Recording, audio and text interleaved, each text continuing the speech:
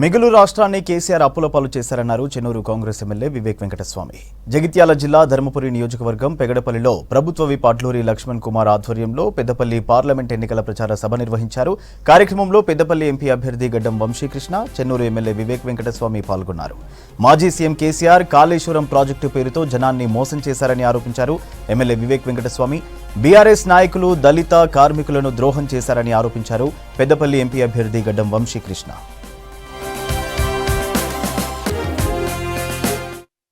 మనకు టిఆర్ఎస్ ప్రభుత్వము ఈశ్వర్ మంత్రి ఉన్న టిఆర్ఎస్ ప్రభుత్వము మనకు 10 సంవత్సరాలు చెప్పింది డబుల్ బెడ్రూమ్ ఇల్లు ఇస్తాను. ఇచ్చిందా? ఒక డబుల్ బెడ్రూమ్ ఇల్లు మన దళితులకు 3 ఎకరాల భూమి ఇస్తాను. రేషన్ కార్డు ఇచ్చిందా అని అడుగుతుండ్రు పెద్ద మంచి. ఇక్కడ ఇచ్చిన రేషన్ కార్డులు కూడా ఇవ్వలేదు. కానీ మన రాష్ట్రం తెలంగాణ కోసం మీరు అందరు కొట్టాడిందా లేదా? ఉద్యమం మీ సొంత పైసలు ఖర్చు పెట్టుకొని మీరందరూ తెలంగాణ గురించి కొట్లాడినారు. ఎందుకు కొట్లాడినారు? తెలంగాణ కోసము. తెలంగాణ వస్తే మన భవిష్యత్తు బాగుంటుందని చెప్పి మనం అందరం కొట్లాడినాము. తెలంగాణ వచ్చినప్పుడు ఈ రాష్ట్ర బడ్జెట్లో 70,000 కోట్ల రూపాయలు మిగులు, అంటే ఎక్కువ ఉండే. కానీ ఈ రోజు కేసీఆర్ ఏం చేసిండు? 7 లక్షల కోట్ల అప్పు చేసిండు. మనందరికీ డబుల్ బెడ్రూమ్ ఇల్లు కట్టియాలి కదా. మన ఖర్చు డబుల్ బెడ్రూమ్ ఇల్లు కడితే 1,40,00,000 రూపాయలు అవుతుంది. కానీ 7 లక్షల కోట్ల రూపాయలు అప్పు చేసి మనకైతే డబుల్ బెడ్రూమ్ ఇల్లు కట్టియలేదు. ఏం చేసింది ఈ పైసలు? మీరందరూ కూడా గమనించాలి. ఒక కాళేశ్వరం ప్రాజెక్ట్ కట్టిండు.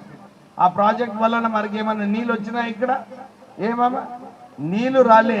స్పీకర్లు అందరూ కూడా మాట్లాడేటప్పుడు కాళేశ్వరం లింక్ 2 ప్రాజెక్టులో మన భూములన్నీ కూడా అక్వైర్ చేసి 9 లక్షలే, కానీ పక్కన రామడుగులనేమో 25 లక్షలు ఇచ్చారు. ఈ మంత్రి ఏం చేస్తున్నాడు అని చెప్పి మనం ప్రశ్నించాలి. అప్పుడు మనం అందరం కూడా పత్తిపాక ప్రాజెక్ట్ కట్టాలని చెప్పి టిఆర్ఎస్ ప్రభుత్వం పైన మనం అందరం అజిటేషన్ చేస్తాం. పత్తిపాక ప్రాజెక్ట్ కట్టిండా? కట్టలే. అంటే కేవలము కేసీఆర్ ఎట్లయితే ఆయన సొంత ఆస్తులు కాళేశ్వరం ప్రాజెక్టులో 1,00,000 కోట్ల రూపాయలు వృధా చేసిండు. మిషన్ భగీరథ నీళ్ళు వస్తలేవు, కానీ 45,000 కోట్ల రూపాయలు మిషన్ భగీరథలో ఖర్చు పెట్టిండు. ఏమైనాయి? పాత పైపులు పెట్టిండ్రు. పైపులు ఏదైతే పగిలిపోయినాయో 5 సంవత్సరాల తర్వాత కొత్త పైపులు పెట్టలే.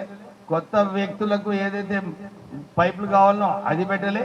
సింగరేణి సంస్థలో 62,000 ఉద్యోగాలు ఏదైతే ఉండేనో అది కేవలం 39,000 ఉద్యోగాలు అయింది. ఈశ్వర్ మళ్ళీ కూడా మౌనంగా కూర్చున్నాడు. ఇదే అడుగుతున్నారు సింగరేణి కార్మికులందరూ కూడా. ఎలక్షన్ లో ధర్మపురి నియోజకవర్గం నుంచి మన గడ్డం వంశీకృష్ణ గారు ప్రజల కోసం సేవ చేయడానికి వస్తున్నాము. మా నాన్నగారు ఒక మంచి పేరు సంపాదించినారు. నేను ఎక్కడ వెళ్ళినా కానీ అందరు కూడా వారిని గుర్తు చేసుకొని, సార్ మాకు ఆ రోజులలో కాకా గారు పని చేసినారని చెప్పి చాలా మంది. నిన్న రాత్రి కూడా మంచిర్యాలలో ఒక సభలో వెళ్ళినప్పుడు ఒక వ్యక్తి ఎవరైతే ఉన్నాడో కింద వచ్చి ఒక సెల్ఫీ తీసుకొని అన్నాడు, సార్ మేము వంశీని పెద్ద మెజారిటీతో గెలిపిస్తాం. 30 సంవత్సరాల క్రితం కాకా గారు నేను వెళ్ళి వారికి ఒక పని అడిగితే ఇమ్మీడియట్లీ ఫోన్ చేసి నాకు లాభం పొందింది సార్, మేము మర్చిపోలేమని. వ్యక్తులు కాకా వెంకటస్వామి గారి కుటుంబంతో కనెక్టెడ్ గా ఉన్నారు. ఎట్లయితే మా నాన్నగారికి నన్ను ఆశీర్వదించారో నా కొడుకు వంశీని కూడా మీరందరూ కూడా ఆదరించాలని చెప్పి, ఆశీర్వాదం ఇవ్వాలని చెప్పి మీ అందరితో కోరుతూ ముగిస్తున్నా.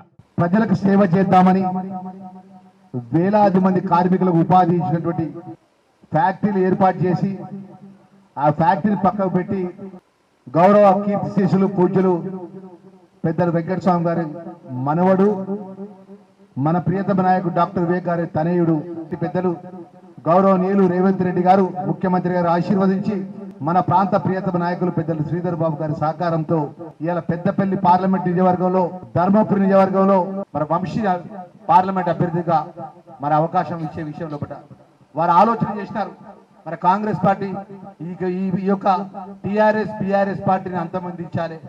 10 సంవత్సరాలు పరిపాలనలో ప్రజలకు ఇచ్చిన మాట అమలు చేయకుండా కేసీఆర్ గారు ప్రజలకు ఇచ్చిన మాట ఎక్కడ కూడా ప్రజలను ఆదుకోకుండా అన్ని విధాలు నష్టపడుతున్నటువంటి టిఆర్ఎస్ పార్టీ బుద్ధి చెప్పాలంటే మన కాంగ్రెస్ పార్టీ పక్షాన మన ముందుకు రావాలని వారు నిర్ణయం తీసుకొని ఈరోజు మన పార్లమెంట్ అభ్యర్థిగా వంశీ గారికి మనకు అవకాశం ఇచ్చంగా ఆల్ ఇండియా కాంగ్రెస్ పార్టీ రాష్ట్ర కాంగ్రెస్ పార్టీ నిర్ణయం తీసుకుంది. 1969 యాజిటేషన్ అప్పుడు కూడా కాకా వెంకటస్వామి గారు బుల్లెట్ గాయాలను కూడా లెక్క చేయకుండా తెలంగాణ వస్తే బాగుంటదని చెప్పి మన పిల్లల భవిష్యత్తు బాగుంటదని చెప్పి తెలంగాణ వచ్చిన తర్వాతనే కన్ను మూస్తానని చెప్పి కంకణం కట్టుకున్న వ్యక్తి కాకా వెంకటస్వామి గారు అని చెప్పి మీ అందరికి ఒకసారి గుర్తు చేస్తున్నాను.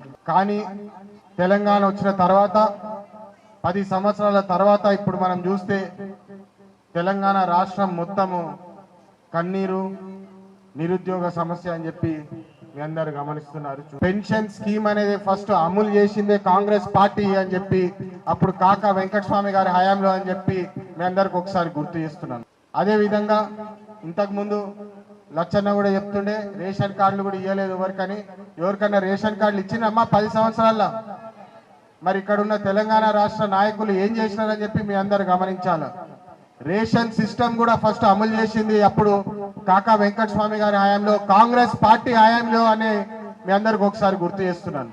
అప్పుడు సింగరేణి సంస్థ ఇబ్బందులు ఉన్నప్పుడు కూడా 450 కోట్లు వడ్డీ లేని రుణం ఇప్పించి 1,00,000 పైన ఉద్యోగాలు కాపాడిన ఘనత కూడా అప్పుడు కాకా గారిది అని చెప్పి ఒకసారి గుర్తు చేస్తున్నాను.